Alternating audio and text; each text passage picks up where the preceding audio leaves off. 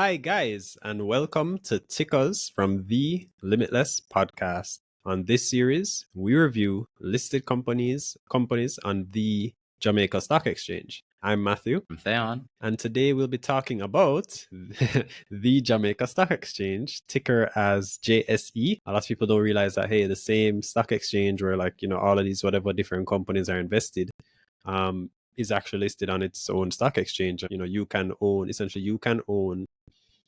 a business. You can own that company, and it will make money from, well, we'll talk about it, but different things on the stock exchange. But before we get into the video, we would love if you guys would subscribe if you're watching on YouTube, or follow us on your podcasting platform of choice. It really means a lot to us. And without further ado, let's get into it. So how are you feeling about this one, Thaon? It's I think it's been a long time coming. You and I were talking off air about how even after the episode with Stephen Whittingham, who was the deputy CEO of the JSE. No, chairman. He's chairman of the JSE. Deputy chairman. Yeah. I think he's deputy CEO of the Grace Financial Group. Yeah. Yeah, I don't even know. Like, has his post changed? Changed. Good question, because I know he may have been in runnings for the CEO position of Grace. I know he's not CEO overall, but I think Grace had some change ups recently with when Don Webby stepped down. He had to step down. So I know that they did some shift ups. So I'll try to check what Stephen's official title is. I don't want to little him, but I know he's the current chairman of the Jamaica Stock Exchange, but he, I guess, wears many hats. But yeah, we had him on, and then we also had the managing director, or basically the CEO, person who runs currently the Jamaica Stock Exchange too. So we had those two people on, Dr. Marlene Street Forest, for those who don't know. Yes. Yeah, Dr. Marlene Street Forest. So you guys can check those episodes out. They're, on our, on YouTube. I want you guys to also follow us on all of our socials, right? Limitless_pod. We would really appreciate that. And, Twitter, Instagram, everything. We're all out there, even TikTok, LinkedIn, everything. So yeah, guys, but yeah, it's been a long time coming, but good things come to those who wait. So I'm excited. I think the business model is simple for the JSE, so it should be a smooth sailing episode. So let's get into it. Yeah, awesome. And yeah, I just checked. He's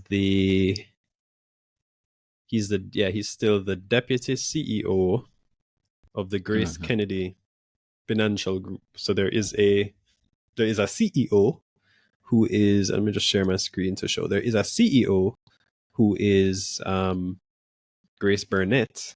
She's the CEO of the financial arm of Grace Kennedy. That's the one that does the Western Union and whatnot, First Global Insurance, and then he is the deputy CEO. Okay. But yeah. So let's talk about the JSE in our usual tickers format. But one of the things we should even ask other people, like, what do you think of the tickers format? Is there anything that, I think I've kind of changed it over time. Every one I will make, I probably change it up a little. But let me know, do you think there is another aspect or characteristic or something that you think, or category, like that you think we should add to our analysis, but yeah. So the usual things. So we're going to look into how the JSE makes money, what's going on around the company, what are some possible futures or possible things that could happen in the future of the company, who manages the company, and then also what's I guess that's a new thing I had kind of added somewhat recently, like the sentiment around the trading company, around the stock. Yeah. So I changed it to like sentiment. And yeah, so, well, we touched on it before that. So you have a stock exchange, or it's a public stock. Well, first off, you have stocks, right? Stocks are where you call a unit of ownership. So it's like you're splitting up a company. So you're saying, okay, or technically it doesn't even necessarily have to be like it's a company, and you know, just like if you and your friend were to start a business, say it's just you and that person, and each of you say, okay, we're both putting in the same amount of effort, both bring a lot to the table, so we'll do it half and half. So I own 50% of the business, he owns 50% of the business. Then technically you could that could be, there are different ways to, I guess, represent that ownership. So you could say, okay, if there's 2 shares in the whole company, I own 1 share, he owns he owns 1 share. So that's it. But you could split it up and say, oh, there's 10 shares in the company, I own 5, he owns 5, 100, I own 50, he owns 50. At the end of the day, still a percentage. So yeah, that's, you know, what stocks are. And you have companies, you have lots of businesses. You can have what's known as, I guess, private companies, which is, I guess, most companies where, you know, it's just you and it's just other people set it up. And then you have what you know as public companies, where in terms of anybody could go, once they set up, you know, a stock exchange account, they could technically buy a small piece of that business or buy a piece of that business. They could technically even buy, you know, a large piece of that business. So people don't realize that, hey, you know, uh, listing your company, or we say listing or making it public, there are certain pros and cons that come with that.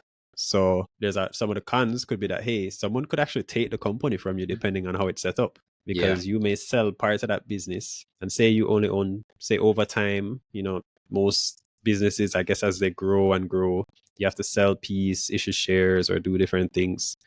And your ownership over time, say you're the entrepreneur, the founder of the business, you maybe started out owning 90% of it or 100% of it, but over time, over when, you know, expenses came up, you had to sell and sell. And maybe at the time of listing it on the stock exchange, you now own 20%. And then there are other shareholders who, you know, aligned with you at the time. And, you know, they're like, hey, I own 10% of the business and I want to sell because I want to buy this car, or I want to buy this house, or I want to buy into another business, whatever. Anyway, everybody has their own reasons. They could then sell to someone, and, you know, if that person, you know, buys up enough shares, they could actually, you know, control the company. They could technically take it from you. So for example, you could be the CEO of the company, and this happens all the time. And the controlling shareholder, who, you know, owns like that 50% or at least the 50% of the company, could say, hey, we don't want you to run the company, we don't like what you're doing here, and they could vote you out, and they legally can kick you out of the company. And if they control the company, you don't really have, unless you set up some sort of structure or something like that, they could just, you know, they can, I guess, kick you out. So, well, you know, you mentioned one thing a while ago too about, you know, over time your percentage ownership decreases, but it's not necessarily just because you may have expenses or the business may have expenses. It can also be pretty much strategic, where you can take in an external investor into the company, give them a piece or sell them a piece, right? And then depending on how that, it could be, let's say, another business, right? We see it a lot on like, the Jamaica Stock Exchange, where yeah, you have Mussans. synergistic businesses. Exactly. Right. Like look at Atlantic hardware, and, you know, and Lumbo, right? The businesses are very much synergistic. Yes, one is more of a wholesale and also can sell to retail, and one is like strictly retail, but there are synergies there. And owning shares in both companies, there's value that can be created there. So, and even not even just those kind of companies, but we can talk about just any company. Like let's say I had a bag juice company, right? Ticker Simadan bag juice. juice. Yeah. Ticker Simadan. juice. Yeah. What you said? Ticker juice. All right. Let's say Yeah. no, Simadan bag juice. Right? No, but you And can't. You're not gonna put that as a ticker. as a That's ticker. too All long. right. So True. the ticker would have been juice. Juice. Thaon's bag juice company, but the ticker is juice. And eventually, I want to list it on the Jamaica Stock Exchange. Eventually, right? Because it's a JSE tickers episode. But I own 100% of this, right? And, you know, I've been saving, doing my little, you know, doctor work in the week, and then on the weekends, I really push to create these bag juice and put them in storage and sell them and so on. Juice. But there comes juice, right? Ticker juice. Bag the beverage. See? And so eventually I say, yo, I can't do this all by myself, right? But I know Preston has because I'm manually making the bag juice now, and I with Sky Juice, but Preston owns this factory, right, or this machinery that can automatically scale my bag juice. So imagine I used to create 100 bag juice in a day. Now Preston's machine can get me to 1,000 bag juice in a day. Right? I can say, yo, let me say, Preston, you want to, invest in this company, blah, blah, blah. I can sell him some of my shares, right? We acquire that piece of equipment from him, right? And now my shares, let's say I sell you 20%, right? And the whole company at the time was worth 100 grand. So at the time I owned 100%. There are 100 shares in the company. 100 shares in the company.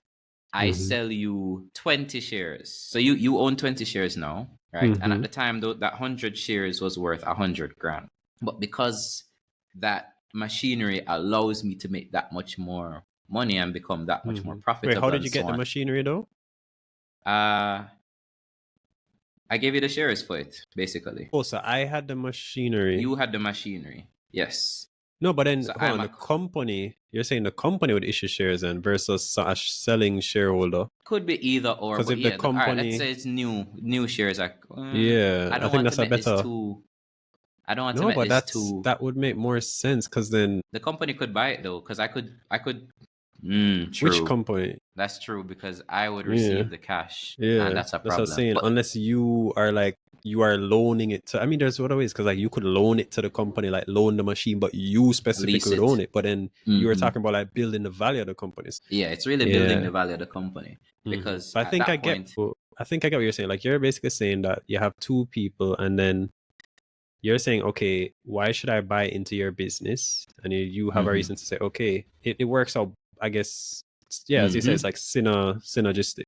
There's not just one person benefits both people. Exactly. Now, imagine my profits now 10x, right? But I only had to sell or dilute myself by 20%. Like I only had to sell 20% of the company. That works out way better than, so it's not always, like you'll see it with a lot of companies and even in their prospectus. When they're listing on the JSE, when you check in through the IPO, the prospectus and so on, and you see how the majority shareholder eventually has gotten diluted or has gotten smaller and smaller, but that doesn't mean that the value changes. The value can go up, right, of the shares. Or it can go down. Or it can go down. It can definitely go down. But yeah. I was just thinking from the perspective of, so you could create the new shares, as you said. So if you create the new shares, you're increasing the supply. And the point is that, remember even like from you remember the rights issue, was it last year? I think we did that, the rights issue first APO episode with Julian. And he was like saying that the point is that, okay, when they create those new shares and then they sell it to the public, you're bringing in those people. So the public is supposed to get value because they're saying, hey, you're able to buy into this business at a cheaper price than a lot of other people are able to buy. Yeah. And you can possibly get a lot of volume. Like, if you're someone who needs to move $1 million US, you can't just easily buy $1 million US from some of these companies, because depending on how the ownership is. And the point is that the money that the company raises, because remember, the money goes towards the company. Because you're not looking at, it's not a existing shareholder selling. You're creating new shares that no one else owned before, created out of the blue. Well, not out of the blue, because they would have needed shareholder approval. But yeah, you create those new shares. And then juice company, yes, juice, ticker juice. And the point is that yes, you're increasing the supply, but what you're supposed to do, if you're balancing it out, we are retail investors, and I think I think of us as we're share price warriors, right? Yes. I think I had a graphic I created. I wonder if I still have it. I can try to look for it. But yeah, we are basically, we are retail investors and share price warriors, as you say. Yeah. At the end of the day, the main way that most of us will make money is through appreciation in the share price. I guess we do have shorting now. So you'd say, I'm going long. You're buying it something at $10, you're selling it at $20. You double your money.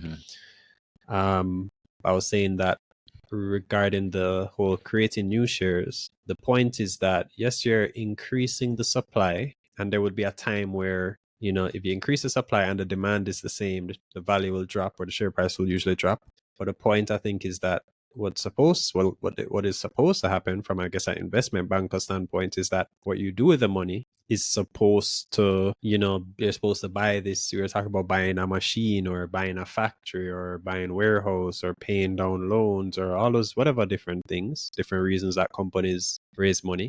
That is supposed to then make the business more valuable. So that should then make people want to buy, you know, the company more or increase the demand. And so yes, you increase the supply, but if the demand, so say increase the supply by 10%, but the demand should ideally increase by 30% eventually, then you should get, you know, increase in the value or increase in the share price. And yeah, I guess it's just a question of, does that end up happening? I don't know if you heard that in my background, but yeah, that was I did. That was very close. I actually saw the place flash. But yeah, wow. I agree still. Yeah, that's the key thing. It's a balancing act when you if we're talking about IPOs like that, because you know, you really and well, truly, I was just saying secondary offerings. Sorry, secondary offering. Yeah. real. But yeah, man, let's get back to the JSE, because I feel like the people that want to hear more. We always go on these tangents, but yeah, it's something we always. It's a balancing act, as we say. It's like a seesaw. Like, you really want to match supply and demand to the point where the share price isn't so much affected. Well, that's what you want. That's not what they want. Yeah. I remember just what you were saying, that from the perspective of there's a book. It's a very, very old book. It's like literally from, I think, the 1600s or something like that. It's probably one of the oldest books on like stocks or investing. I can't remember when 1600s? it was. 1688. I was just reading about how the stock exchange. Yes, I know that book. Yeah, how the stock exchange actually started, and how a lot of that actually started out of Amsterdam. Yeah, this book is about is about the Amsterdam Stock Exchange. So that's why I said it's really. Yeah, and how VOC, I think his VOC was was it the exchange, and they were even buying up. And the exchange got so powerful. Think of it as like almost like a country, and they were buying up like Indonesia. Like the whole of Indonesia, VOC started to buy up the whole of Indonesia, and so on. Like the history of the stock exchange is actually, it's insane. It's insane from how humans can conceptualize a concept of an LLC to you know, the stock exchange forming, to it having that much power to be able to, you know, buy up countries, and it's crazy. Yeah, but there was a point I want to. I'll try to wrap this point up, and then we can go. What I remember was that it's like the book talks about different types of investors on the stock exchange, and from the same perspective you were talking about, from if an investment banker goes to entrepreneurs, it's someone who founded some, I don't know, it's a bag juice company, right? Ticker Juice. And the investment banker says, or the business says, the business says, hey, we want to buy this new machine. This new machine should allow us to produce 5 times more juice than we can. And if I think there's, you know, a good market, people will buy my product. I'm not able to meet the demand now. That should lead to me selling more bag juice, and that should lead to me making more profit. And then with me making more profit, I should, you know, that increase like the value of the business. I can pay out more dividends and such, right? And then if the investment banker says, okay, what you can do is issue some shares to the public at a cheaper price than it's trading at. So it's trading at $3. Okay, other people bought it at $3. We will sell the shares at $2, so it's a 50% discount. For example, I'm just saying, you know, we were saying the same balancing act about if you increase the supply of the shares, if what you're saying doesn't lead to an increase in the demand, you won't really get an increase possibly in the share price. But remember, that's us. We are not. So we are one type of investor. So let me try to read the quote from the book. So it says, so it said, for there are three classes of men, or three classes of men are to be or three classes of people are to be distinguished on the stock exchange. The princes, or I guess princesses, if that, yeah, the princes or princesses of business belong to the first class, right? The merchants to the second, the speculators to the last. He said every year the financial lords and the big capitalists, I guess saying wealthy people, enjoy the dividends from the shares that they have inherited. So I guess if it was like your dad founded the company Juice and you became CEO when he passed away or stepped down, you just inherited it, or have bought with money on their own. So maybe your dad sold another business or you sold another business, you get the money, you buy the shares. He said they do not care about movements in the price of the stock. So they don't care about the share price, since their interest lies not in the sale of the stock but in the revenues secured through the dividend. So they really just care about the dividends. And they say the higher value of the shares forms only an imaginary enjoyment for them, arising from the reflection that they could, in truth, obtain a high price if they were to sell their shares. So it's basically saying that, hey, at the end of the day, what they really care about is their dividends. Like, if the investment banker said, hey, you'll be able to increase your dividends, even if they said, but the share price may actually fall 20% for the next few years, at the end of the day, they'll do what's best for them. And there's nothing necessarily wrong with that, because at the end of the day, if they control the company, it's their company. Yeah, that's true. No, I'm saying, even, and at the end of the day, you are not forced to buy shares in their company, True. So I think that moment when I read this, and I was just like, wow, that, and this is, remember, this is from 1688, and it's still to this day. It's written by this guy Joseph de la Vega. He passed in 1692. He was a Sephardic Jewish merchant, in diamonds, financial expert, moral philosopher, poet residing in Amsterdam. And yeah, he became famous for his book Confusion of Confusions. But yeah, that was just, I ramble about that. I don't even know if this should go into like the final episode, because we still haven't even gone into how the JSE makes money. But yeah, was there anything else you wanted to add on that point about the Prince of Business? Not necessarily. It's just it's crazy how these concepts from like historical concepts are still relevant to this day, because we see it on the Jamaica Stock Exchange too. We see it with these listed companies where the interests of the majority shareholders may not align with retail investors, and they can do whatever they want. Like if they want to do a secondary offer and the share price tanks because of it, does it matter to them? No, because at the end of the day, their interests are different from our interests. So it's not necessarily that it's wrong per se. They have a different investment philosophy.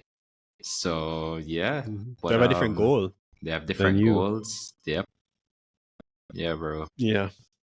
But yeah, so the JSE, there are different, I guess, categories in terms of like how they make money. They make money from like the stock exchange, which is what we're saying. So every time you buy or sell a stock, or remember, there's always a buyer, there's always a seller. So every time, if I'm buying shares from Thaon, he's selling to me. That's an exchange of stock. Maybe I was a shareholder before, he was not a shareholder, or whatever. They charge, fees for this. But it's not technically even just stocks, because there's also bonds, right? So true. Yeah, and technically there's even there's possibilities of other you mentioned securities, or basically investment options, because eventually they could offer, which I guess in between, like depending on the stock, or depending, it's like a mixture of stock and bonds, or stock and debt. Debt or equity or whatever, or loans or ownership or whatever. But yeah, so they make money like from the stock exchange operations. So there's lots of different fees that they have. There's something called like a cess fee. There's an annual listing fee. So like every company that, once you list on the stock exchange, so you make your company public, people can now buy or sell stock, or buy or sell ownership in your company. That is value add in a way, because one of the things I even remember was that, do you know that by law, there is a limit to how many shareholders can your company minimum can amount have? No, there's a maximum amount for a private company. Oh, for a private company. Yeah. No, I didn't know that. So technically, think it might be like 20 or 25. I have a number like that in my head. I'm not 100% sure, but I remember reading that there is actually a limit to how many shareholders you could have if the company is private. So I was realizing that, hey, if you want to bring in a certain number of shareholders, like say we mentioned, okay, you issue new shares or someone buys in or whatever, strategic investor, there is a somewhat, based on what I know, I think there's a limit, and someone I guess can correct me if I'm wrong, but I think there's actually a limit to the amount of shareholders you can have. Say you've reached that cap, but you still want to bring in new shareholders to raise more money. So eventually you're just saying, hey, you're going to have to bring the company public. Yeah. But like every company that is listed, so that's a value add to the company. Every company that's listed has to pay a fee every year, an annual listing fee. So every year, if you remain listed on the stock exchange, you have to pay that fee. And there's also even an initial listing fee. So when you first list, you have to pay the JSE. Yeah. And then every year you're listed, you also have to pay the JSE. And then there's this other thing like a supplementary listing fees. But basically, there's a lot of different fees that the Jamaica Stock Exchange charges you because they are providing value, because they are allowing, they're setting up a system that, costs money. They have regulations in place. They have to pay people to do all of these different things. And so they say, hey, we have to charge you for this. Otherwise, this don't make sense. So there's all of these different like fees that are charged. And, the JSE makes money from that. So every time you're hearing about a new listing, or even, I guess you'd even think about a delisting, that's, money possibly, the exchange is losing, or a listing, that's money the exchange will be getting. And it's good, I guess, in the case of like an annual listing fee, because, that's recurring revenue, Yeah. And there's a minimum amount of shareholders though, that just to add on to your point, for a listed company, I think it's 100, where you need at least 100 shareholders to be listed on the Jamaica Stock Exchange, or else you could be delisted. Correct me if I'm wrong, but I'm almost sure it's like 100. I have a vague number. Yeah, something about it. I don't remember the exact. I'd have to quote the exact rule. But yeah, I think you do want to have a certain number of shareholders. And I was finding some statistics on in terms of how many Jamaicans buy stocks. This was from an Observer article that was saying, I think 14%, based on, I don't know if they get this from the JSE or such. About 14% of Jamaicans invest in stocks.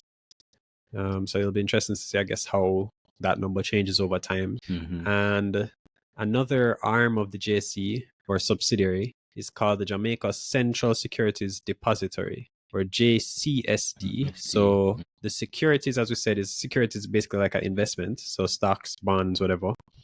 And how I think about it is that they are like essentially a database for the ownership of the securities. So that's the central securities. So if I own shares, it needs to be on record that I own shares. And then if I plan to sell my shares to someone, you have to transfer that ownership of, say, 1,000 shares to that other person, and then it'll be under his name and under his record. So you have that, that process, that database, you're monitoring that. There's also like there's a fee to that, because that's a business. And so, for example, that is some of the fees that they charge. So like, even if you like buy and sell stocks or other investments and things like that, if it's registered under the Jamaica Central Securities Depository, which is an arm of the JSE, so it's really the JSE, that is also a fee that you're charging, because they have to actually maintain that database and, see the ownership differences and such. And then there's something called the trustee services, or the JCSD trustee.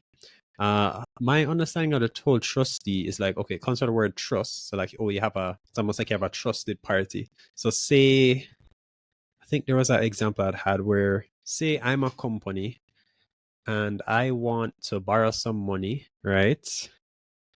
And I say, hey, I want to borrow some money from these shareholders or whatever, these people, or I want to get a loan.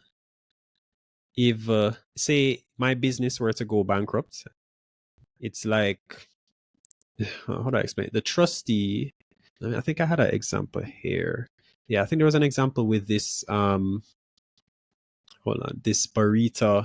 There was this from Johnny, 2024. This was, my understanding is just, it's managing in its simplest terms, it's managing and safeguarding assets on behalf of another client. Like you have a client and you're safeguarding those assets on behalf of it's just to ensure like compliance and legal and contractual obligations and to like balance out risk and all of that stuff. Mm-hmm. It's like the funds, so the JC, well, the JCSD, it's like the funds would be held in trust, making sure, and this comes from the Jamaica Securities Act, I believe, right? And you can read the Securities Act. I'm pretty sure it's online or something like that. So they get money from, and some of the things they have to do is, they have to act as like an administrative agent. So there are go between issuers. So let's say Barita held securities for another company or another entity or so on. They're like the go between. They're the person you trust in order for that to happen. I'm not sure if I'm explaining it correctly. Yeah, I think I had on the screen here. So this was some sort of what they call fixed income thing that Barita did in, let me see, this around July 2024. So it's almost like, okay, someone could invest and they lend Barita money, and then Barita will pay them interest on top of that money. So eventually, like, you put the money down and you'd get some greater value, or your money should technically grow over time. They'd pay you piece or whatever. And say Barita was to go bankrupt or something, that asset, it's like Barita, that thing that say Thaon was a person that bought in. If Barita was to go bankrupt or whatever, it's like that investment that Barita technically is managing, it's like that shouldn't be seized by someone trying to, like, how would you say, what's the word? A creditor trying to get that money from Barita, because it's really Thaon's own. Like, Thaon is really the one that owns it. So the trustee is someone who is like an intermediary to say, okay, yes, it really is Thaon's thing, because it's his thing that he owns, but Barita is managing it and saying, oh, buy or sell, or different investments and whatever. It's like the trustee is someone who is like an intermediary to say, hey, making sure that they're doing what they're supposed to do, making sure that, hey, Thaon's money is safe in a way. That was, I guess, my understanding. I don't know if I explained that well enough. No, I feel like you did, because it's in its simplest of forms is just to help keep like the securities and money safe. So sometimes they can hold and manage the money or any investments for people or companies. They make sure that things are paid on time. They follow the rules. They keep like records of everything, that kind of stuff. So yeah, it's just, as the word trust is in it, it's really a lot of those kind of things to ensure that trust is it's maintained. Like, they're responsible and they're a trustworthy helper who takes care of the money and investments for other people and for other companies and so on. So yeah, and you get paid to the stuff like that because it requires a lot. Like, you have to, there are administrative services, due diligence, there's a lot that they have to do. And yeah, they've been making money off of that, off of those services, because look at the amount of transactions that have been going on. So yeah, because I remember I did some Excel stuff, and I was looking into how much their money they're making from the different sections at exchange operations, JCSD. They have their own investments, and then also the trustee side. For example, for like 2023, they didn't really make as much money from the exchange side. They only made about 58 mil. Versus 2022, they made 254 mil. So that's a massive drop off, but they still were able to make a good profit overall. So for 2022, they did 503 mil. 2023, big drop off in exchange operations, but they still made 416 mil because the other sides of the business were able to step up. Like the trustee side was really big for them in 2023. 2022, they made 255 mil from that. 2023, they made 474 mil from that. So it's, I guess, what I say about the JC is like they are, I guess, pretty diversified, or they're working on diversifying their money, or like earning from different ways. So it's like, okay, when the stock exchange operations isn't doing so hot, we have these other things that will help us, it will help us to pick up, So yeah, stocks don't need to be flying. It doesn't need to be a quote unquote bull market, but there's all kind of different investment options, and that makes sense because, there are times where people more want stocks, times where people don't as much want stocks. They want fixed income or loans or whatever stuff. And yeah, that's some of the ways that the JSE makes money. And in terms of what's going on around the company, the junior market share capital increased, and it was increased or went into law just recently, maybe last few weeks at the time of recording. So essentially before, so on the Jamaica Stock Exchange, there's two main stocks or stock markets, I guess. So there's on Jamaica on the JMD side. So there's what's known as the junior market, the main market. Junior market usually is like smaller companies, or main market is more, a lot of people would more know those, like, well, yeah, like a lot of larger companies like the Grace Kennedys, Separads, Usincos, they're on the main market. And then smaller companies usually are in the junior market. But one of the big things is that on the junior market, what happened before was that they said the most amount of money you could raise if you're going to create like new shares and stuff, or your most amount of money you could raise is 500 million previously, and it's been that way since I think the junior market was created, and that was like over 20 years ago. And so at that time that was a lot, but I guess over time, when you're talking about businesses, even though 500 million sounds like a lot to us, like when you're talking about a business that spans multiple countries or multiple parishes and such, lots of customers, it's not actually as much as it sounds. And so there were companies that were saying that, hey, we would want to raise more money than the 500 million. So suppose in the past, to buy a factory, it used to cost 300 million for a certain size factory. And so being able to raise 500 million was good, because I could buy the factory and I could, pay down some loans, or I could do something else or whatever. But over time, with inflation and stuff, the factory may cost 500 million now, or maybe it costs 600 million. And they're saying, hey, if I wanted to list, we mentioned that, listing, yes, it comes with its pros, but it does come with its cons. You're actually exposing your business, like, to the business, like the financials of the business are public. People, there's more work that you have to do in terms of like compliance and making sure there's rules, there's additional rules. You have to go to shareholder meetings. You have to listen to the person ask the questions that you might find silly, but they're a shareholder in the company, so you have to do it. So, and you have to do this quarterly. You have to be putting out financials quarterly instead of, thinking about doing that once a year or so on. Like it's a decent amount of work to do. So yeah. And then you could post the financials online, and then someone could like comment and say, no, that's wrong, or that's this, or which, I mean, is at the end of the day is good, is overall good, but like people, they're like, oh, I have to deal with that, and the press, or people say, oh, they lose your money. You have to answer the shareholders when you at the annual general meetings and so on. You've exposed yourself and your entire company. There's a lot of good that can come from that, but there's also, the fact that you have to answer to shareholders, which isn't necessarily a bad thing, because that's for me, especially with Jamaican businesses or so on, that just means they have to fix up, right? Things have to be pristine. Suppose they don't want to fix up. Yeah, some of them don't want to fix up, but boy, the fixing up can definitely catapult you to the next level. So yeah.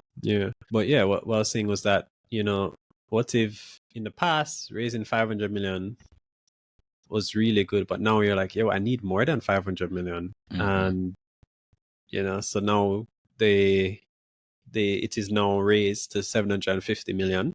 And I think it does apply to both new companies and companies that were already listed. But essentially, companies that were listed maybe raised 500 million before and couldn't raise any more.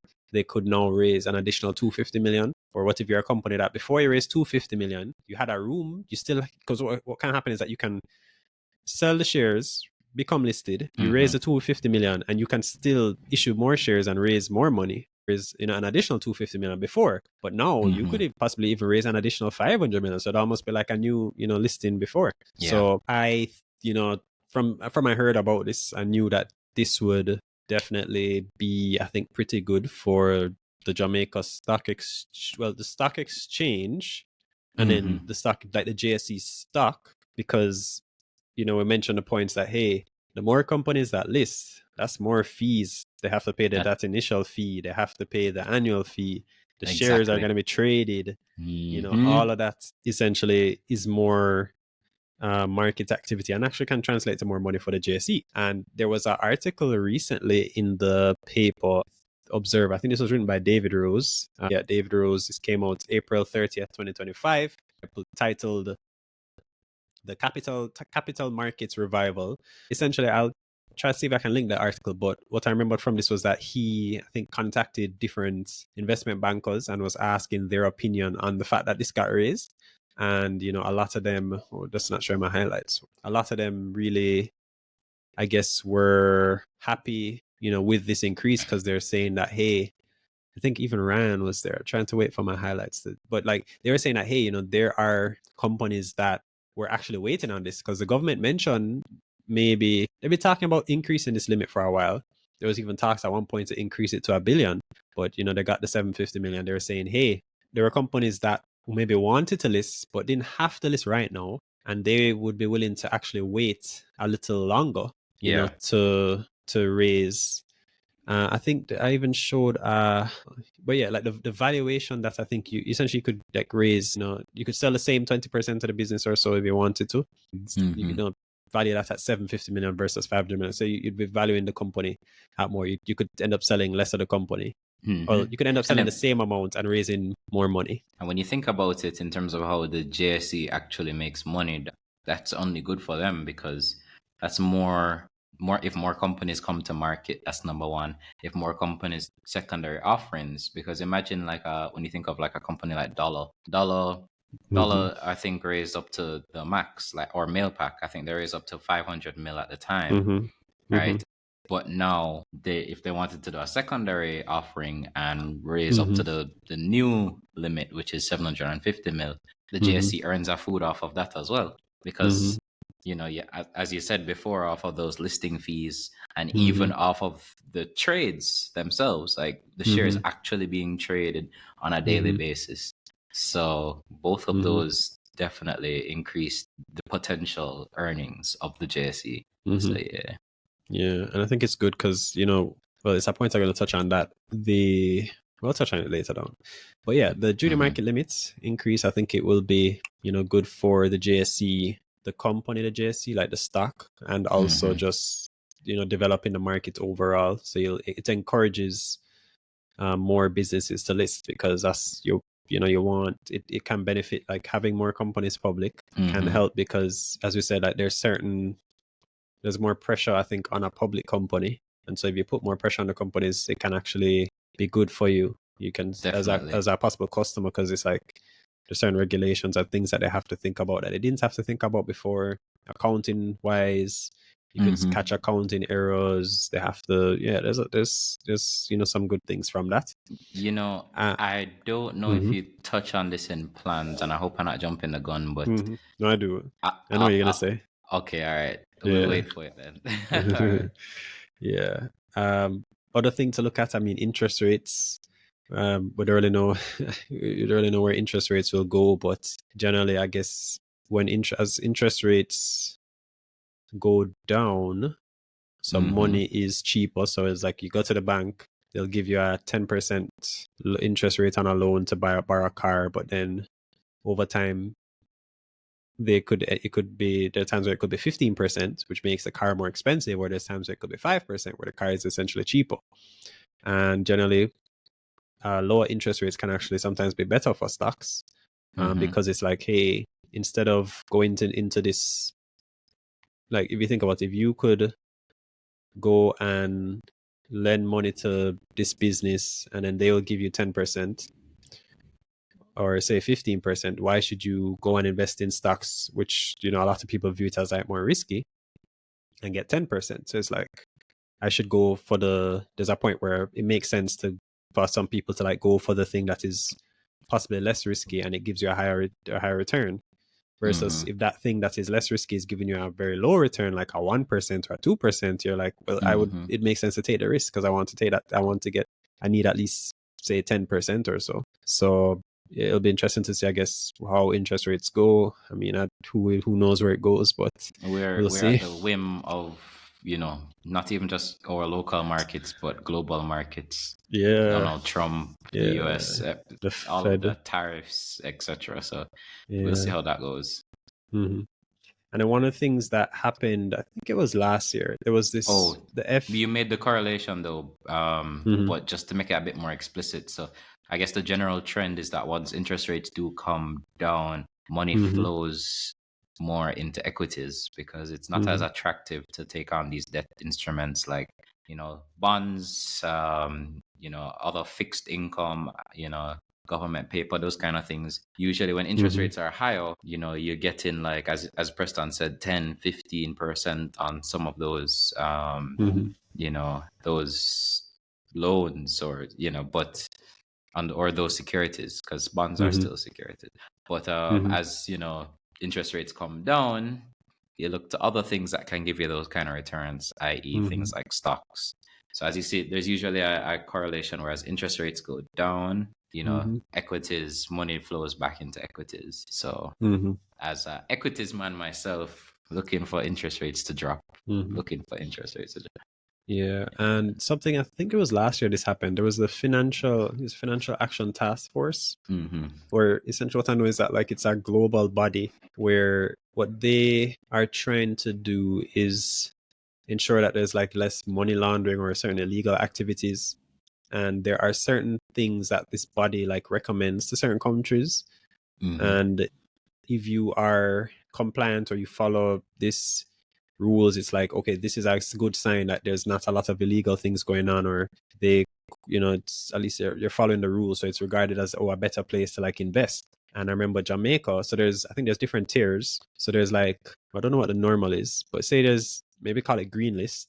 Then there's a gray list, which is like, okay, you're not so good. And then there's a blacklist. When you reach that point of blacklist, that's like a ton of banks won't associate with you. It can be very hard to do business in that country. There are a few countries, I think, on that. Jamaica at one point was actually placed on the gray list. I think it was in 2020 or so. And, that meant that, hey, we were at risk for being on that blacklist. And if we had gone to that blacklist, trust me, that would have been, really, really, really, really bad. Like from just so many perspectives, businesses, it would have been a struggle. But luckily, we actually came off the gray list. I think it was last year by, I guess, following whatever regulations that recommended. So I think that was a good sign. Imagine if we go on that blacklist, who would want to do business with a country on the blacklist? Foreign investments, less people would want to come to the country. So then tourism too, and then tourism is our big earner. So that would have been really bad. So I think coming off the grey list, I think will be good for like improving like investor confidence. And there are other exchanges in the region, like the Trinidad Stock Exchange, I think the Eastern Caribbean Stock Exchange, Barbados Stock Exchange, Guyana Stock Exchange. I think the Trinidad one maybe has a. Oh, you're saying are there really competitors? So I think the Trinidad Stock Exchange has a higher market cap. A higher market cap. But one of the things that people, I know like different, like I guess different Caribbean countries have like different. It's almost like wars, like, oh, who is the better Caribbean country and whatever. And I've heard when people get into these arguments, I don't really get into the arguments. It's not really arguments, but when people have these talks, I know like what some of the things that people talk about is that, comparing Jamaica to maybe some of the other countries, that our exchange rate. Yeah. What I'm getting to. Like they'll talk about our exchange rate and they say, our dollar is so weak. Compared to like, the Trinidad dollar or the Bajan dollar or whatnot. I'm not saying that, like, what I'm saying is that you have to, there's other, I guess, nuances to it. Because it's not as simple as that, because I don't know. Well, I think you went to Trinidad recently. Maybe you can talk about if you had faced this issue. But one of the reasons is that a lot of those countries, it's almost like they have I don't know if this is the right word, artificially inflated exchange or artificially inflated dollar, because they are reducing the supply of US. So it's like, my understanding is that in like, say Trinidad, if you want to get like US, like 300 US or whatever, it's like, there's a limit to like how much US you can buy, like, for example, per month or per year or something like that. So it's like they're limiting the stuff. Scotiabank in Trinidad, they released something where they limited the amount. They even decreased the amount that you could get in terms of USD. You know how in Jamaica you can go to any ATM with your debit card or so on, put it in, and then if you want to convert your JMD to US and withdraw it at the same time, you can. You can't do that in Trinidad. So I don't think it's just and Trinidad though. That's the thing. I yeah, think it's there not are. because I they can't. I have don't know. I don't want to say that it's a actually like all of the fixed different ones. yeah, it's a fixed is it Hmm. I'm not sure if it's called They fixed put caps. exchange. They put a lot of different No, as caps on in it. terms of where the dollar is, it's like they almost like that. I'm hoping economists, if you're watching this and It's not watching free this floating. doctor, If yeah, that, it's not I floating. think It's ours almost is like free floating, where it's like a market, yes. and I mean, I guess Oh, the Bank of Jamaica does step in and stuff, but it's a lot more. It's a lot easier to get that, and I think because like even when you look at it, like I think the point you were getting at, where you're saying, oh, the Trinidad Stock Exchange, mm-hmm, even though I think it may have a higher market cap than us or total value of the mm-hmm, stocks. So it's like, oh, that's 20 billion, ours is 10 billion or so. I don't know the number, but there's other things to judge because you could have something worth like the companies that are listed on it. When you add up the value of the company, so this company is worth $1 billion, this company is worth 2 billion. The mm-hmm. value is greater, but you also have to judge. I guess there's like the same thing that there's nuances. You also have to judge how much actually trades per year or Exactly. per day, or how many Mm-hmm. days does it actually trade. So, like for example, the Guyana Stock Exchange. Oh Remember at one yeah. point I was looking to possibly invest in that, but then in terms of like liquidity, it's like I think it's only I don't know if it still is the case, but it's like it will only trade On a certain amount of Mondays. days, like Monday, Wednesday, I, Friday, no, or I remember at the it's like time it was just Mondays. It was like once a week. oh, I don't know Yeah, what it is I now. feel like I don't know what it is now either, but it was just like Mm-hmm. once a week the market Mm-hmm. opens and closes. Uh-huh. So Versus like the JSE, where we're not like other markets where maybe it's almost like you can have after hours trading where it can trade on a weekend or in some ways, but we trade every once it's a working day, Monday to Friday it trades, and there's also the value that the actual value of the shares trades more, even though the market itself may not be valued as much as, for example, the Trinidad Stock Exchange, but there's actually like more trades every day. And it's even funny because a lot of the companies, like Trinidad companies like Massey or like AS massive. Bryden, Hmm. they come to our stock exchange and they want to, list shares because they're like, hey, say you have shares in your company and on the Trinidad Stock Exchange, barely anyone wants to buy or sell. So you may want to Hmm. sell a tiny piece of your company, but no one wants to buy the stock or sell the stock on that exchange. So you say, hey, what I can do is list on this stock exchange where people would want to buy the shares, and then I could actually sell my piece. Cross list. So Hmm. cross list or just list there, like if you were a public Hmm. company or a private company and then you want to go public. So that's what I'd say about that. So yeah, there are other stock exchanges in the Caribbean, but I've even just like, have you ever thought like, okay, what makes the Jamaica Stock Exchange like the most active one? So I've thought about things like, okay, how long it's been around, Yeah. and but then I think even the point we made about the whole exchange rate and that stuff is also a big point because that's even Big point. one of the big things in terms of like I guess investments. Like if you're a business and because I think there was even a point when like Price Smart, I think in Trinidad, Hmm. they were having issues getting money out of Trinidad because they don't want the Trinidad dollars. They want maybe their US dollars or something, but they Yeah. literally just can't. And so that they Hmm. had issues there. So that kind of makes it hard because like, hey, if you set up a business in Trinidad, yes, people buy your product, but if you can't get that US out, but in Jamaica, that's I guess one of the pros of doing business here. Like you can do that, Hmm. Yeah, that's true. Yeah. And yeah, I mean, there's all kind of different stuff. I mean, we could get into climate change. I think is a big deal. Definitely. Naturally because Jamaica and a lot of the country, a lot of the companies that are listed on our exchange are like Caribbean companies or Jamaican companies. So then they will be affected by the things like climate change, and then there'll be a point I'll touch on that will kind of made that clearer too. And yeah, and in terms of like the future, possible futures for the company or things that I'm looking for the future, more, well, I say IPOs here, but just more listings. The reason I say IPOs is that I think that, well, IPOs tend to bring in, I'd say maybe a lot more new investors, Retail. like a lot of Yeah. times retail investors, yes, but then also just new investors. So it's like if you want to get people into investing, even though at the end of the day the better thing Excited is about that the market. Yeah, that's yeah, at true. the end of the day it's better that you shouldn't you shouldn't want to wait for the IPOs, because there's people that used to invest in IPOs because some of those companies that were being listed essentially were being listed at sometimes at a price that the value was, I guess, a lot greater. So it's like, oh, there was almost like some upside left in there, 100%, 50%, and making that in a week or a few days, that was a Hmm. big deal to a lot of people. So I Yeah. think And that, even the thing with IPOs is mm-hmm, the reason people invest in them is just the marketing around it. Like, mm-hmm, you're a private company, you want the public's interest. You mm-hmm, want your stock to look good. You want your company to look good. So you literally do a road show. You say mm-hmm, billboard put up over the Edward Seaga Highway, the North South Highway. You say you come on Limitless podcast, you come on Taking Stock, you come on all these different shows. So a lot mm-hmm, more people now are so much more aware of this company.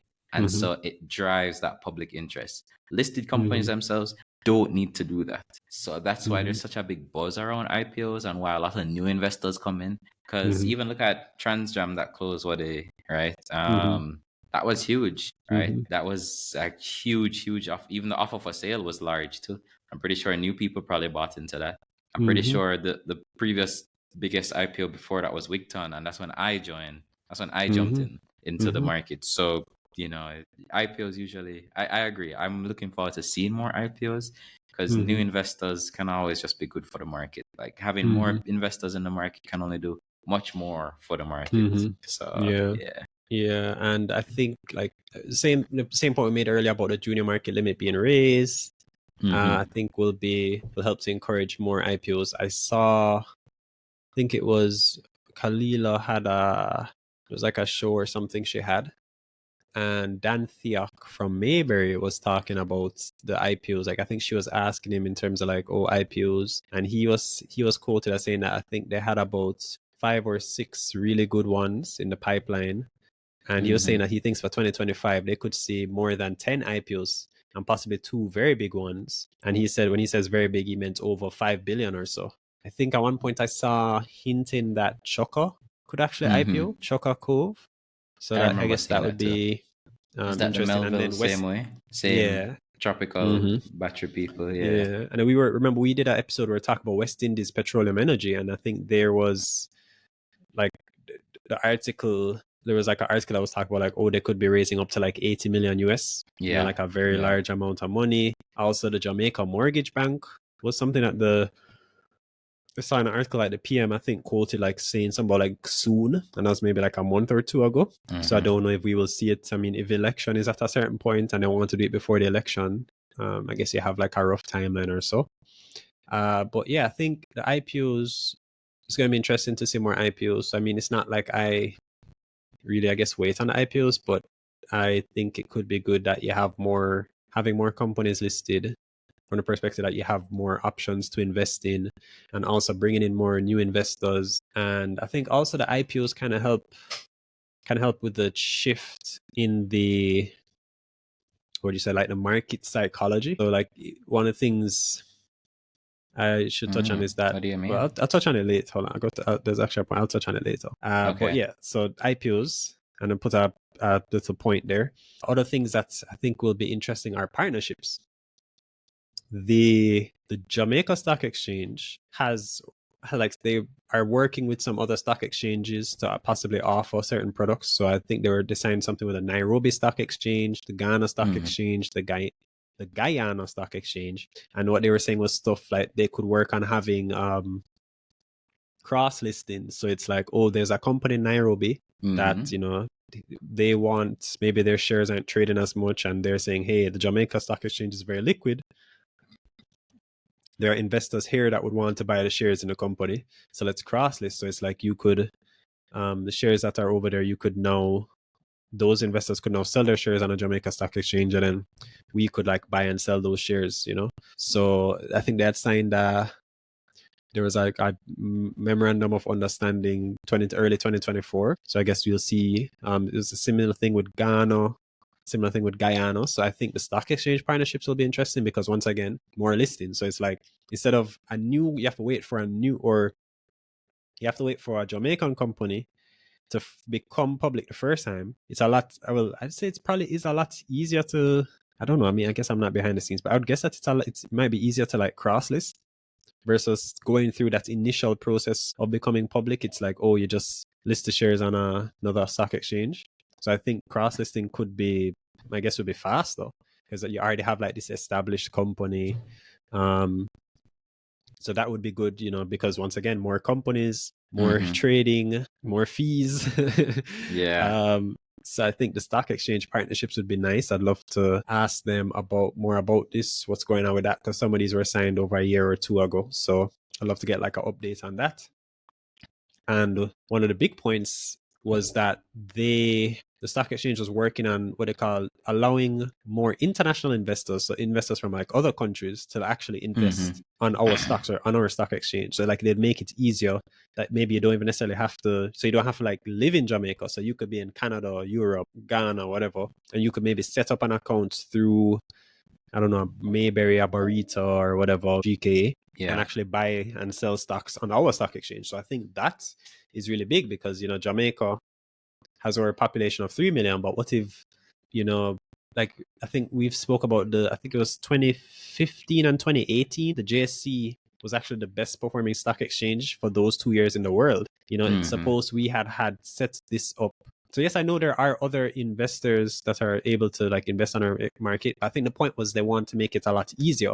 So it's very seamless, so that you could have these investors, you're essentially bringing way more people to the market. Like imagine there's a country and it has 50 million people. If you even get 1% of that population to invest on the JSE, or 0.5, like you are bringing in tons of people, hundreds of thousands of people that could now be buying and selling stocks. Yeah, you're possibly increasing the demand. Or I think that would be very well for the trading activity. But I know they've spoken about like trading of government securities. So it's like, the government of Jamaica, or maybe not even just government of Jamaica, maybe other governments, to allow, maybe some sorts of loans or stuff to be able to trade. And I think this would be pretty good too, because usually like when you look at the government contracts, or it's like it's like very large values. So this could be billions of dollars.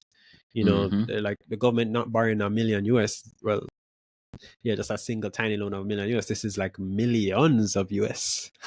Like some serious money. So I think initially the timeline was end of 2024. And I saw another timeline when they said push back to sometime in 2025, late 2025. So I guess we will see. But that's something I'm looking out for.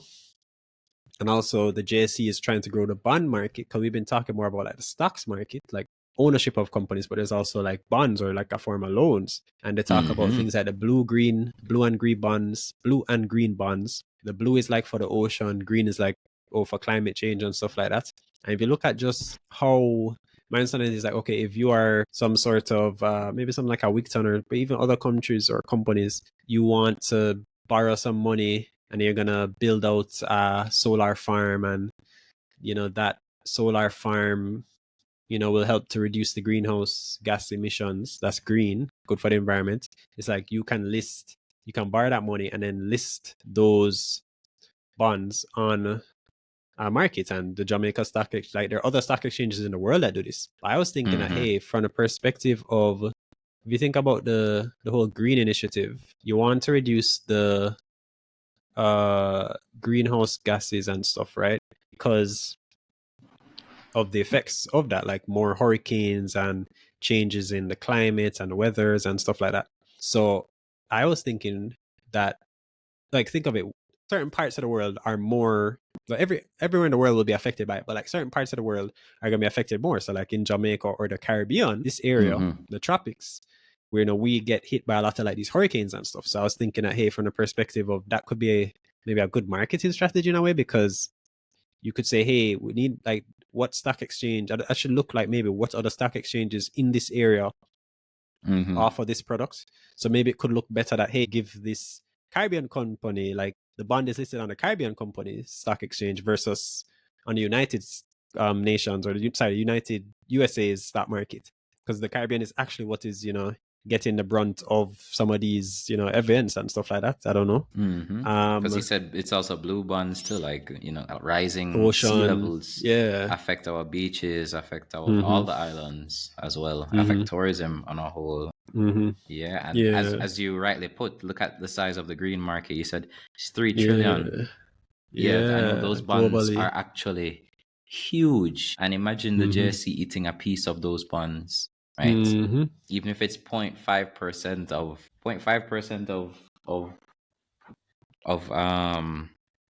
10 mil Trillions of US. US, you know, like Yeah. yeah. Let's say you have a 10 mil US bond. 0.5% is a decent food. Yeah. So yeah, I So mean, you know, yeah, it mhm. goes without saying that that's a huge opportunity. And that, you know, it just boosts a lot of the revenue for the JSE itself. I know they Mhm. said they're pushing harder in this aspect, and I like it. I like Yeah, I it. think Yeah. the thing is the timelines keep getting pushed back. Like I saw an article or somewhere where they're saying like in the 2024.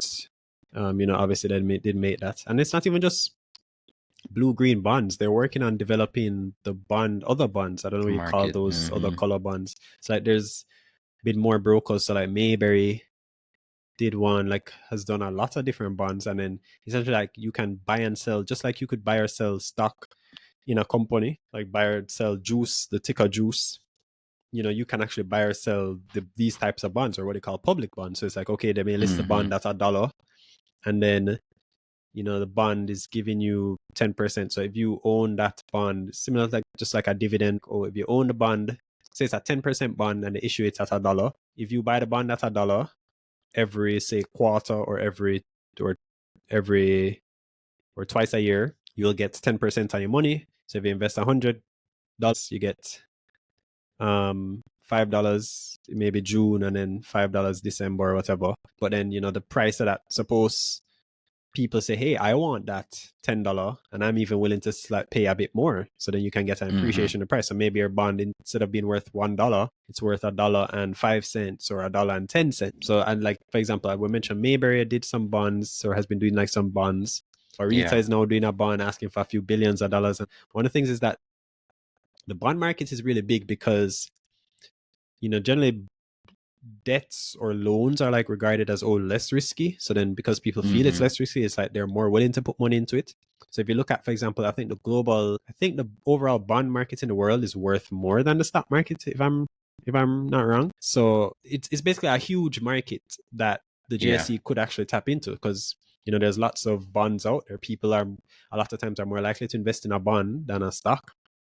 And so if they can say, hey, and it comes like even down to the same point we were saying about diversification, because then at times when people are maybe more bullish into bonds, they like buying bonds, JSE can earn money from those bonds trading. And then at times when people are like, hey, I want to buy stock, and the times where maybe they like to buy both, or times where they don't like to buy both. But yeah, I think it's going to be interesting I to think see a lot as of people love bonds because even of the cash flow as well, because you know, like what we said with stocks in our dividend series, dividends aren't really guaranteed, but with our bond, those interest payments, albeit, but you know, well, they're guaranteed. that's not even Yeah, that's not well, you necessarily know, that's guaranteed. why I paused a bit, but you know, that you're supposed to pay it back unless it's like a digital bond or something, If the but you're company goes supposed to bankrupt, bond holders are supposed to be paid before the paid before, shareholders. exactly, Yeah. before shareholders. Yeah. So when you meds that, like, you know, some of the interest rates on some of these bonds, 10%, I've seen like 14%. I think dollars bond was like 12% or so on.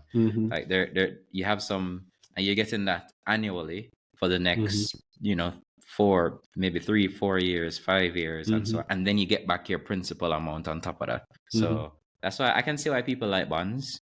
It makes sense when you have a lot of money. I get it. Stocks too, but yeah, I can see why people like bonds. So, yeah. So I think the bond market is going to be interesting as that continues to be developed. I also saw that the JSE is looking to push the same trustee side. I think they're working on trying to develop that in Barbados, because they're expanding outside of Jamaica. I haven't really Nice. seen an update on that, so maybe we can look out for that. They've been speaking about this for a while on shorting, bringing shorting. Hey, but Dr. The Street Forest last gave us a timeline, timeline. yeah, I hope she's, because there was a timeline when they were saying end of 2024, but then on the episode that we had with her, she said by June 2025. I mean, we're recording this, it's May 1. May 1. So that's, Dr. Street I Forest, you mean, have a if you month. say end of June, that's well, depending on how you count it. So if you count end of June, let's give her end of June. So that's 2 months. 2 months. 2 months. 2 So months. as the last update I saw was that they're waiting on the Financial Services Commission to like approve the guidelines on shorting. I think that'll be interesting because, you know, once again, say there's investors who like, hey, I don't really want to go long, I'd rather short. And, you know, they're like, hey, now that shorting is here, I'm more interested in it. People probably will try to look into shorting. I'm sure people will be talking about it in the groups. People do videos on it. They'll go on Kalila, all kind of stuff. So I think it will be good, like publicity and stuff. And it'll be interesting Even for the because brokers, it's going to be interesting for the brokers because the brokers have to take on some of that risk too. So I think Mayberry would definitely be one of the first to jump into shorting. I'm being honest. That seems just like something Chris Berry would do. Are there any stocks you think you would short, or any things that you think you'd look for to short? Any stocks I would short, like right now? Well, I was gonna say when Dolphin Cove took its dip, but it's already. I was thinking of broilers. You could have maybe shorted broilers. Could have shorted when that broilers. News came out. How much billions they lost or something? I mean, I'd short almost any but it's not going to be any. It's not going to be just any. You have to be careful of that. Almost. That's why I said almost. Someone may play. No, and I'm even just saying that because I don't think it's just like I'm thinking that, hey, you say, well, yeah. No, so what you're saying with your chest, man. So what you're saying with your chest. I was just thinking that depending on the size of the company and the broker, they may want to try to like support the price and buy on the market to stop it from dropping. So it may not necessarily drop as much as you expect. And I guess depending on like how shorting works and how they set it up, like there's a I mean, I'd definitely be interested in trying it still. Because I would have shorted NCB. I would have shorted NCB. The second they said, oops, sorry. The second NCB said, sorry about that. Hold on. Let me make sure this comes back. My iPhone is not. Can you see me? No. Yes. I'm not seeing you, but yeah. You were saying you'd what, short NCB? Yeah, I was saying the second NCB. No, the second they said APO, I would have definitely short. Even when the APO closed and the shares would hit the accounts and so on, shorts, immediate shorts, because you know that you've increased supply, the share price must go down. The next day they announce Leachin is selling. There's a new majority shareholder. You mean after the APO is closed? Yeah, I think they would. The price would still fall. Because unless you know who the new shareholder is. If NCB tomorrow announce, that's what I'm saying. Like if you say, take over bid for NCB. This is different. This is even after the whatever the APO. If it announce take over bid for NCB, and say even if the APO at 65, the takeover bid is at like 50 or 55. Well, what's NCB trading at right now? NCB close to that. I just say, you just have to, like, as much as shorting is interesting, you still have to be careful because you might. Because you could lose a lot more money than if you held the stock. You have to admit that the size of our market, like, there are, as I said, like, there's ways where a broker might say, hey, I could see as a broker, I want to support the price. So I will buy on the market, even though, like, say it's trading at $3 and then an APO at $2.50. You might be like, oh, I'm going to short it. But then the broker may step in and say, hey, I'm going to buy up shares on the market so that it looks like it's a nice discount and support the price and maybe even push the price up a bit depending on how much it costs to do that. I don't know. You have to be careful. You have to be careful in the streets, bro. I mean, I know you would have shorted like Apex, IPCL, because you called the $1 price from ages ago when we did our Apex stickers. Maybe. So I don't know. I could say anything, and then at the end of the day, when it actually happens, it happens. So we'll see. I would, as I say, once the shorting comes out, I definitely think we could, do a video on it, look into it and stuff. Maybe we could even bring on someone from the JSE and talk about it. I'd love that. Yeah. I think that there must be like a learning curve because I've never shorted anything before. I mean, I understand like the concepts. Like, how do you, like, I've never, so I think I understand the overall concept of shorting. So I think there's that example that I saw on, like, I don't know, Twitter or something like that. And it was saying that, suppose Thaon, you have a pair of,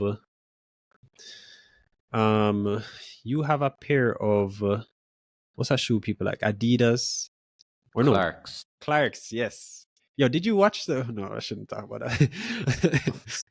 So suppose you have a pair of Clarks and the Clarks are very popular. Like, right now it's very hard to get that specific pair of Clarks. Like everyone's like, I want that. and say the Like a price of nice that black Clark's. suede bank robbers. Yeah, man. Cheese Yeah, so the buttons. Yeah, man. cheese, okay. So say the price of that Clark's is, I don't know, to make it easy, let's say it's $100, $100 US, right?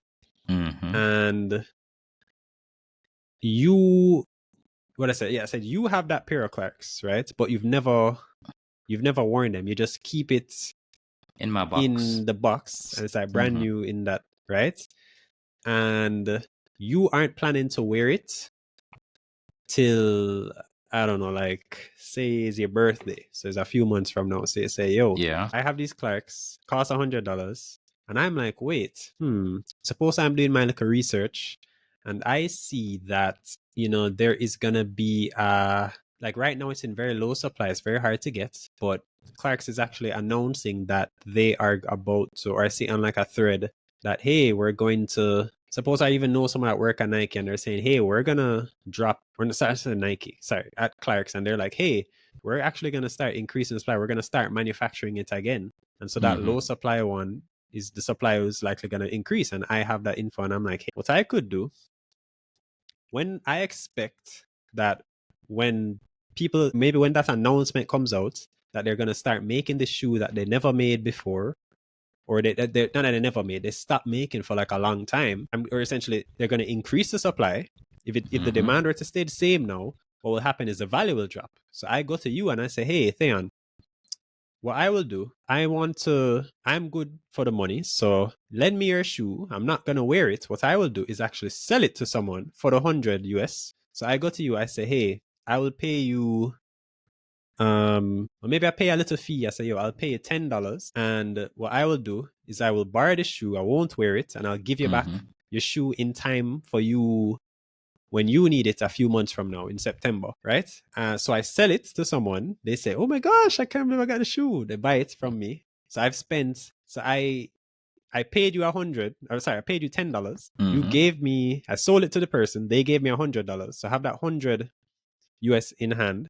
And when that news comes out, they're going to start making the shoe that they haven't made in a long time. The price drops, and now you can buy it online for $50. Yeah. With that $100 I could buy 2 pairs of shoes. And then I go back to you and I say, here's your shoe, bro. And you say, yeah, thanks. But I now have that shoe. Yeah. Or I could say, yo, with my $100, I will buy 1 pair of shoes for you, and then I'll leave the $50. I go back to you, I say, here's your shoe, and I would have had that $50 in hand, and then I would have paid you the $10 initially. So I mean, I would have an extra $40 that I didn't have at all before, right?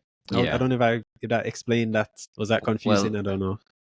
My concept of like shorting is it's borrowing from the broker. So I don't think it has to be. This is in its simplest form from what I understand. Let me see if I say it properly. So I want to buy some stock, right? But I'm gonna short the stock. Let's say I'm gonna short. Give me a stock. Give me a stock. I go short. NCB. Let's say it's NCB, right? Basically, what I would have to do is I would have to borrow the shares of NCB from the broker, right? So Mayberry, MJE from said, Mayberry. hey, we have some NCB shares. They have some NCB shares, so I'm borrowing the shares from the broker, and then I sell those borrowed shares right away at whatever that price is right now, like the current price. So let's say NCB is trading at $50. I sell it, and I'm shorting because I want it to go to $40. So I sell those borrowed shares right away at the current price, which is $50. And later, if the stock falls, then you buy those same number of shares back, but at a lower price.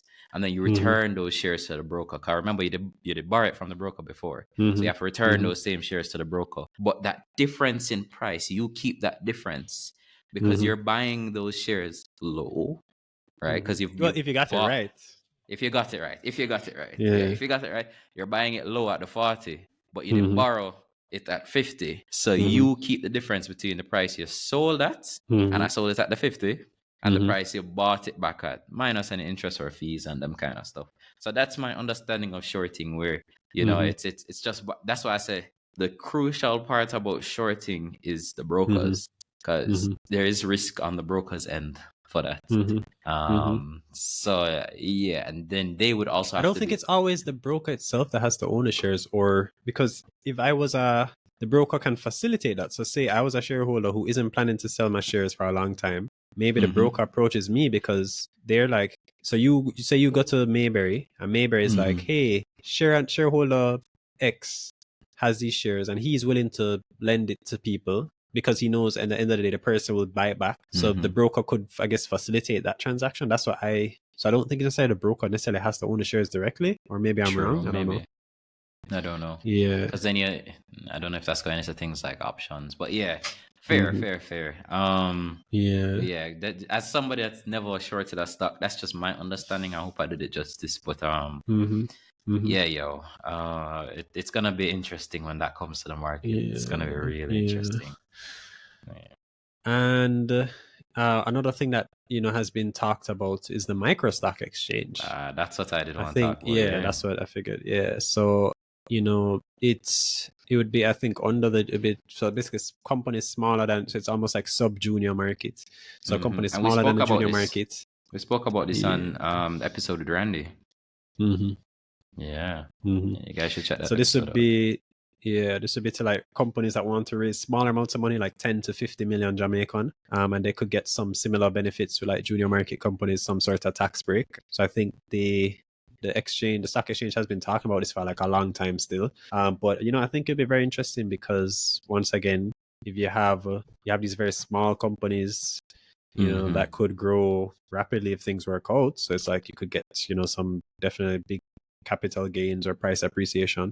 I mean, obviously the company could not work out, and then well, you could even look at it from the shorting perspective. If shorting is available by then, the shorting would likely come up before then. You could then short that company. But I think it'd be good, like you have more options and maybe like formalizing more businesses. It just needs to be done properly, and I hope that that is in mind. And this was a point I wanted to get in terms of like a bull market. So people talk about like bull markets being like, I think there's specific definitions for bull market, but I think the general thing is that prices are going up pretty, the overall market it's appreciating in price short around amount of time. And I think one of the things I have learned in terms of about most markets, right, is that markets tend to go in cycles. So it's like, the market doesn't just go straight up, like companies just keep doing better and better and better, like all businesses and stuff. They'll have good times and you'll have bad times, just like life. You'll have good times, you have bad times. And I think the JSE, as we said, there were 2 years where we were the best performing stock exchange in the world, and I'm sure that you could consider that a bull market. But we couldn't just keep going up to the moon. Like at some point, things had to turn around and not go as well. And if you like I guess this is even going into kind of like our sentiment point, that my read of the sentiment for a lot of people is that, the market is down.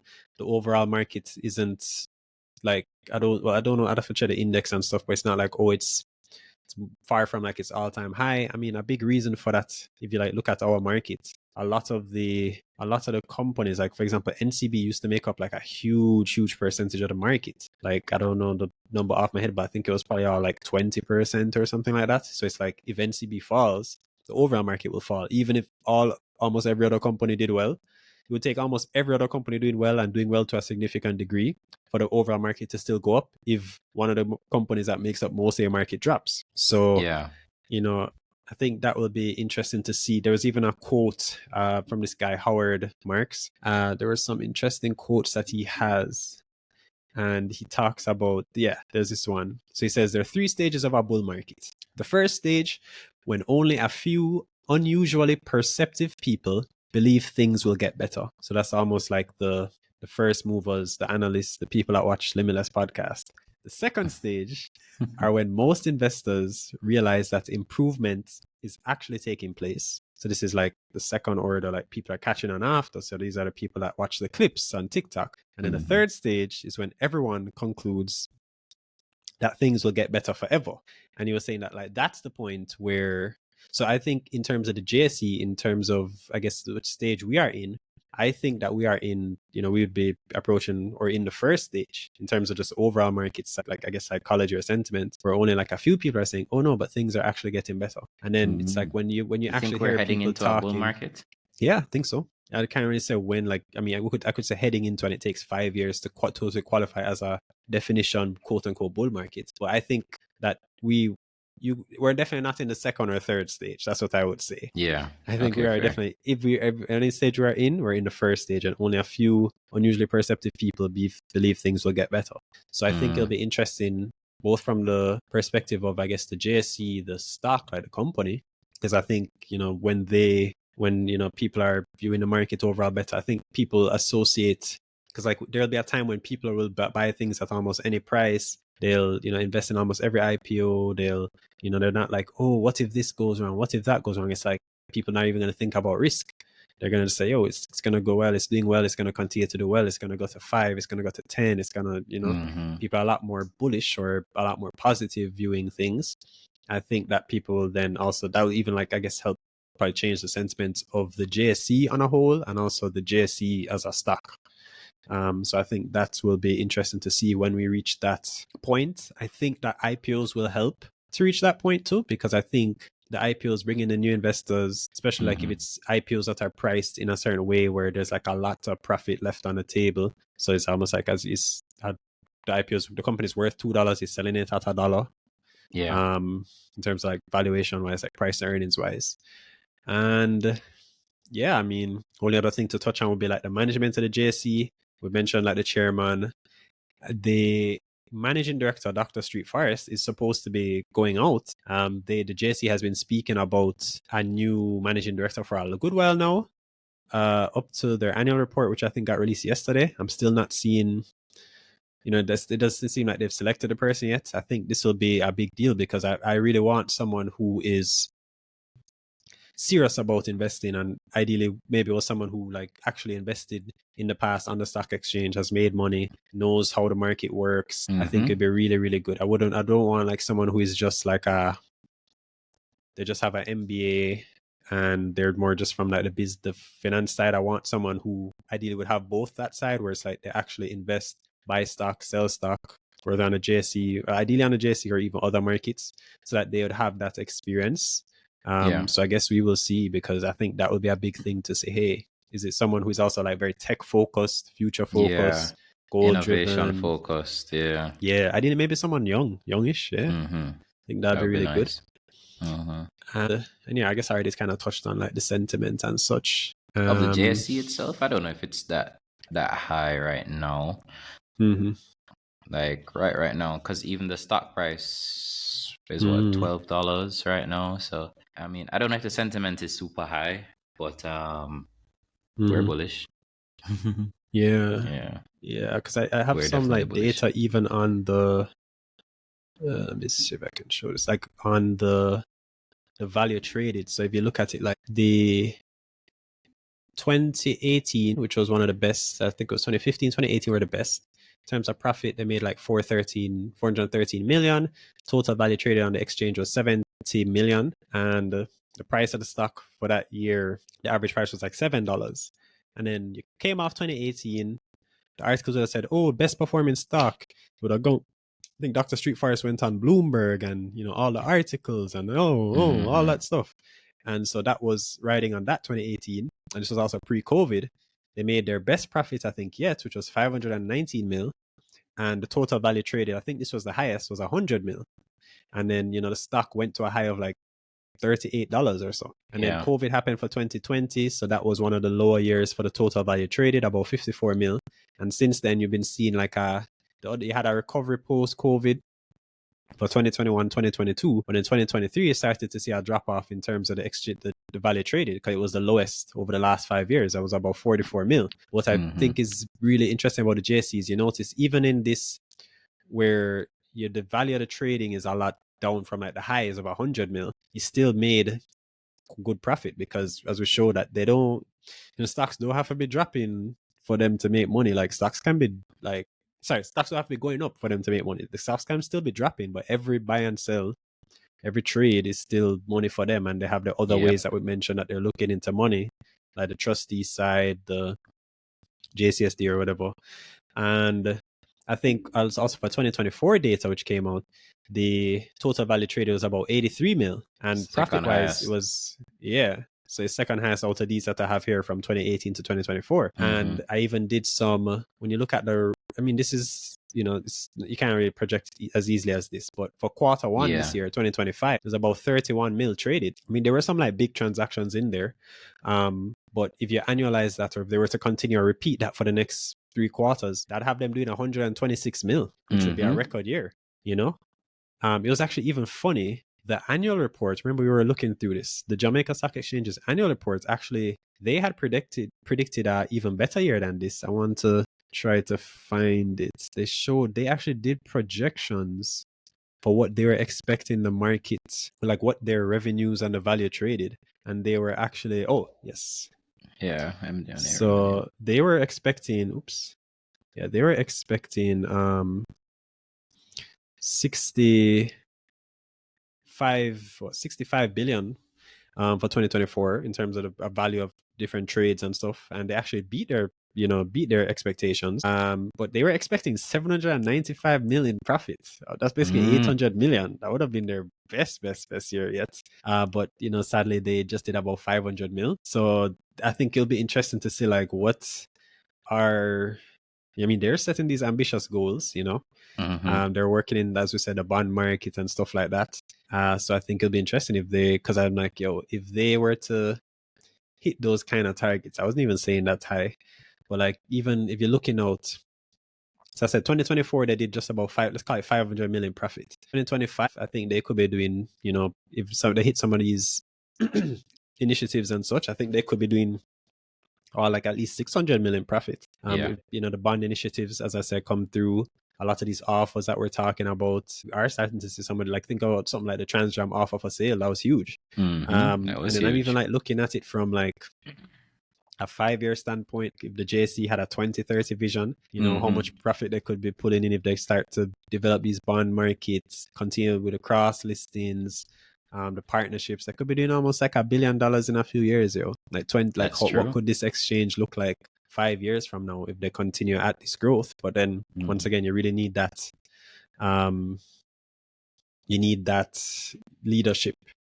So yeah, I'd say that I am expecting some good things from the JSE over the next few years. I guess both the just the exchange itself, and then I guess also the stock. I think it will be they also interesting. pay dividends, no? Yes.